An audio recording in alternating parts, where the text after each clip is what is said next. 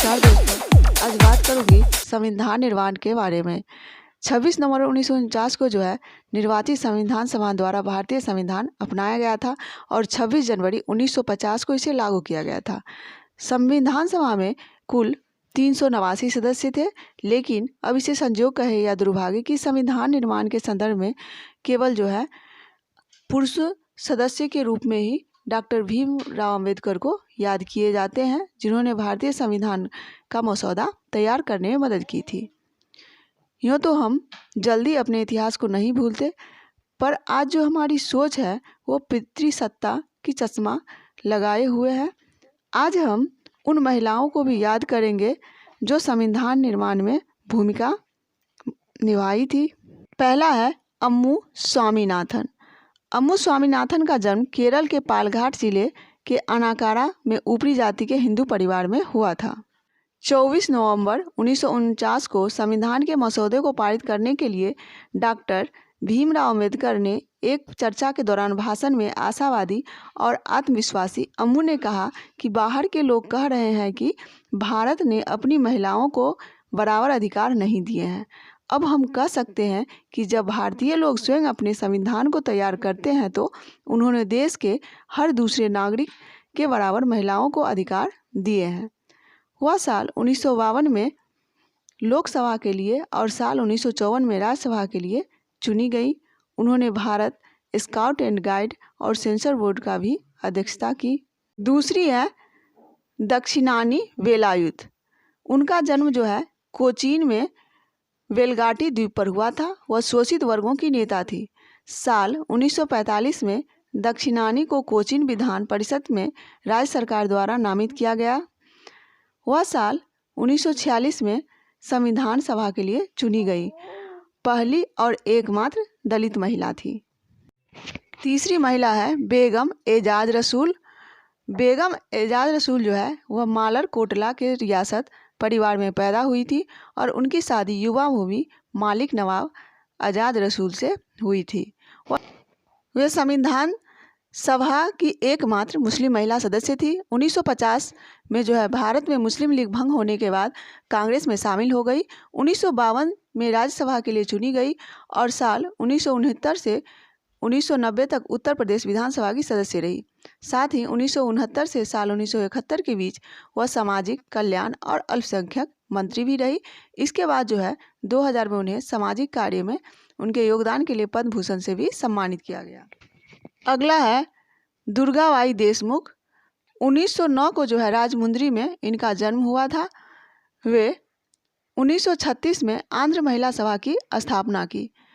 एक दशक के अंदर मद्रास शहर में शिक्षा और सामाजिक कल्याण का एक महान संस्थान बन गया।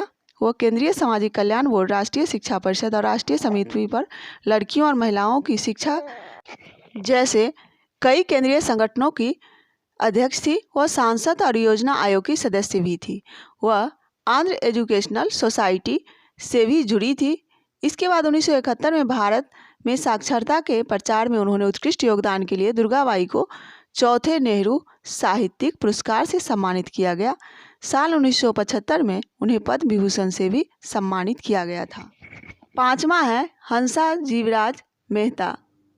इनका जन्म बड़ौदा में हुआ था। वे पत्रकारिता और समाजशास्त्र का अध्ययन किया। एक सुधारक और सामाजिक कार्यकर्ता होने के साथ साथ वे एक शिक्षिका और लेखिका भी थी। उन्होंने गुजराती में बच्चों के लिए कई किताबें लिखी। 1945-46 में अखिल भारतीय महिला सम्मेलन की वे अध्यक्ष भी बनी। छठा है कमला चौधरी। इनका जो है जन्म लखनऊ के एक समृद्ध परिवार में हुआ था। 1930 में गांधी द्वारा शुरू की गई नागरिक अवज्ञा आंदोलन में उन्होंने सक्रियता से हिस्सा लिया। सातवां है लीला राय। इनका जन्म जो है 1900 में असम के गोलपारा में हुआ था। इनके पिता डिप्टी मजिस्ट्रेट थे। 1926 में डाकरी संघ दक्का और कोलकाता में महिला छात्रों के संगठन की स्थापना की। 1947 में उन्होंने पश्चिम बंगाल में एक महिला संगठन और भारतीय महिला संघति की स्थापना की। 1960 में वह फॉरवर्ड ब्लॉक और प्रजा समाज पार्टी के विलय के साथ गठित नई पार्टी के अध्यक्ष बन गई थी।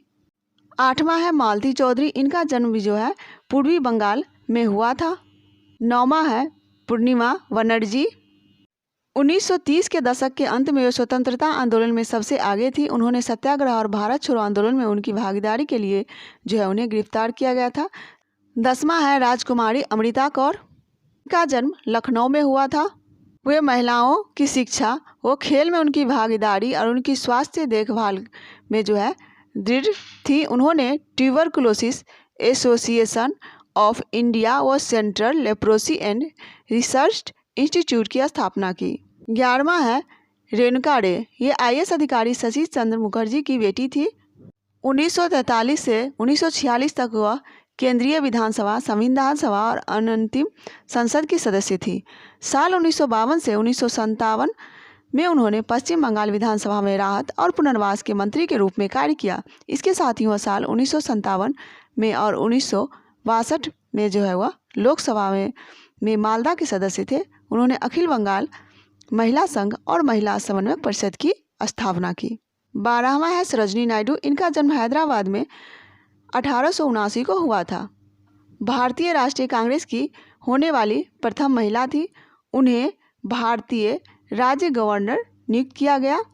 उन्हें लोकप्रिय रूप से जो है नाइटिंगेल ऑफ इंडिया भी कहा जाता। 13 है सुचिता कृपलानी। इनका जन्म हरियाणा के अंबाला शहर में हुआ था।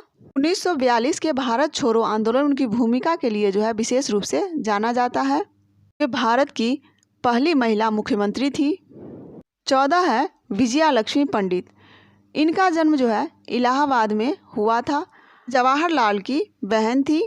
इनका लंबा कैरियर जो है राजनीति में वह आधिकारिक तौर पर इलाहाबाद के नगर निगम के चुनाव के साथ शुरू हुआ था।